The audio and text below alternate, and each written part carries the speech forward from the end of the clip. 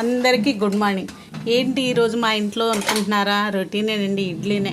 బయటికి వెళ్ళినా అంతేనండి, అదే ఇడ్లీ, అదే పూరి, అదే ఉప్మా, అదే చపాతి.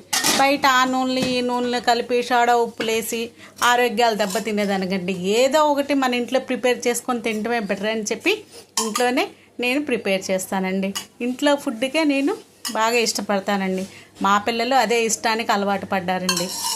ఈ ఫుడ్ కూడా మీరు సాధ్యమైనంత వరకు ఇంట్లోనే చేసుకొని ఇంట్లో ఫుడ్ అలవాటు పడితే రోగాలను తప్పించుకునే వాళ్ళం అవుతామండి. అందుకని ఈ వీడియో ద్వారా మీకు తెలియపరుస్తున్నానండి. మా ఇంట్లో ఇడ్లీలోకండి పల్లి, శనగపప్పు, పచ్చిమిరకాయలు, అవిసె గింజల కారము, కొబ్బరి కారము,